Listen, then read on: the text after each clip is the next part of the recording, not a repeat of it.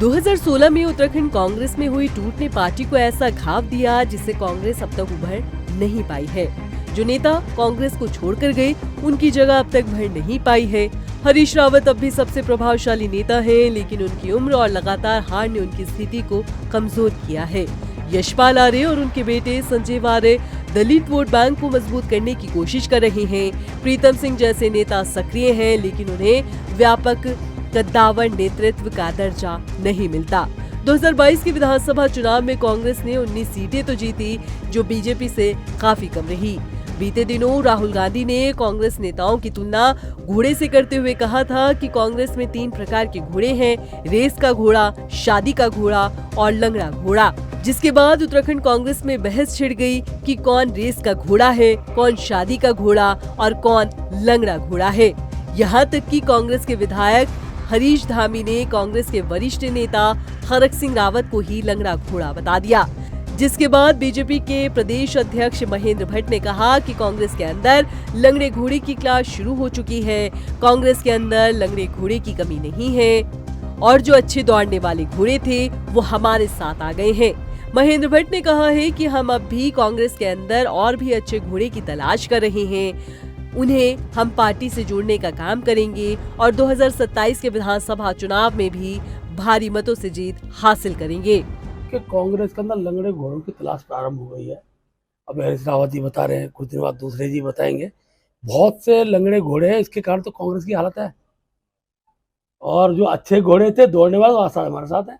तो हम भी ढूंढ रहे हैं कि कांग्रेस के अंदर जो खूब दौड़ लगाने वाले घोड़े हैं ऐसे कितने, उनको पार्टी को जोड़ेंगे और पार्टी को मजबूत करें। 2027 भारतीय जनता पार्टी अच्छे मतों से जीते, हमारा प्रयास है। महेंद्र भट्ट का ये बयान कहीं न कहीं 2016 की घटना की ओर इशारा करता है। उत्तराखंड की राजनीति में भूचाल मचाने वाला साल 2016 से लेकर अभी तक कांग्रेस के कई वरिष्ठ नेता भारतीय जनता पार्टी में शामिल हो चुके हैं। 2016 में कांग्रेस के 9 विधायकों ने बीजेपी का दामन थाम लिया था और कांग्रेस की सरकार अस्थिर हो गई थी। 2016 में जिन विधायकों ने पार्टी छोड़ी, अगर उनकी सीटों को देखा जाए तो अधिकतर सीटों पर कांग्रेस पार्टी उसके बाद से कोई चुनाव नहीं जीत पाई। 2016 में कांग्रेस से भाजपा में गए सुबोध उनियाल, कुंवर प्रणव सिंह चैंपियन, उमेश शर्मा और इसके अलावा विजय बहुगुणा, जिनकी विरासत अब उनके बेटे सौरभ बहुगुणा संभाल रही हैं, और सतपाल महाराज। इन सभी की सीटों पर कांग्रेस अभी तक कोई विकल्प तैयार नहीं कर पा रही है। और गाहे बगाहे खुद उत्तराखंड के पूर्व मुख्यमंत्री और कांग्रेस के वरिष्ठ नेता हरीश रावत और कांग्रेस के कई अन्य नेता भी इस बात को स्वीकार कर चुके हैं। मथुरा दत्त जोशी का कहना है कि साल 2016 में कांग्रेस में जो टूट हुई थी उससे कांग्रेस अभी तक उभर नहीं पाई है और इसके लिए कांग्रेस के नेता और तत्कालीन नेतृत्व जिम्मेदार है। कि मैं तो प्रमाण के साथ बोलता हूँ, मैं आज भी कह रहा हूँ। देखिएगा 2027 के चुनाव आते आते कितने विधायक कांग्रेस पार्टी के टूटकर भाजपा में आएंगे, भाजपा के टिकट पर चुनाव लड़ेंगे। ये मैं प्रमाणों के साथ कह रहा हूँ, बहुत से प्रमाण हैं। आप देखिए किस विधायक ने क्या कहा, आप अतीत में जाइए, कौन विधायक क्या बोल रहा था, देख लीजिएगा आप, आज भी देख लीजिए। स्वार्थ की राजनीति ज़्यादा हो रही है, पार्टियों के लिए नहीं सोच रहे लोग, अपने स्वार्थ के लिए पहले सोच रहे हैं। तो इसलिए कांग्रेस पार्टी में स्वाभाविक बात है, कह रहा हूँ, कोई नहीं रहना चाहता पार्टी में।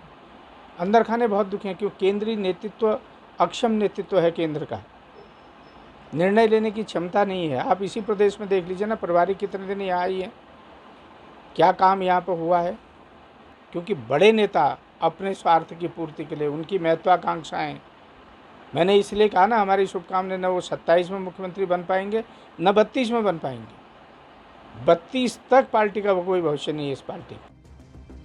हालांकि कांग्रेस प्रदेश अध्यक्ष करण महारा ने दावा किया है कि 2016 की हार से कांग्रेस उभर गई है। उन्होंने कहा है कि हम निराश होने वाली नहीं है। 2027 के विधानसभा चुनाव में कांग्रेस दिखाएगी कि कितने नेता तैयार किए हैं। कैडर, मैं लगातार आप लोगों के चैनल में कह रहा हूँ, हम कैडर पे काम कर रहे हैं, कैडर पे वर्क हो रहा है। हम लीडर बेस्ड पार्टी से हम कैडर बेस्ड पार्टी की ओर को चल रहे हैं और यही कारण है कि केदारनाथ में हम थोड़े से अंतर से 52% वोट बढ़ाने के बाद हम बेईमानी से आ रहे हैं, क्योंकि 4 महीने के अंदर मुख्य चुनाव और इसके बीच में 4,800 वोटों को काटा गया और 8,000 नए वोट जोड़े गए। 4 महीने में आखिर इतना बड़ा परिवर्तन कैसे आ गया? 17,000 वोटों का फर्क आया। 52% वोट बढ़ाने के बाद भी कांग्रेस हारी है। मैं निराश नहीं हूँ, लेकिन हम किसी ट्रैप में आने वाले लोगों में से नहीं हैं। हम अपना काम कर रहे हैं और 27 में दिखाएंगे कि कितने नेता वहाँ नए आए हैं उभर। 2016 की टूट ने उत्तराखंड कांग्रेस को कमजोर किया और कद्दावर नेताओं की कमी को उजागर किया। हरीश रावत और यशपाल आर्य जैसे कुछ नेता अब भी बचे हैं, लेकिन पहले जैसा प्रभावशाली नेतृत्व नहीं रहा।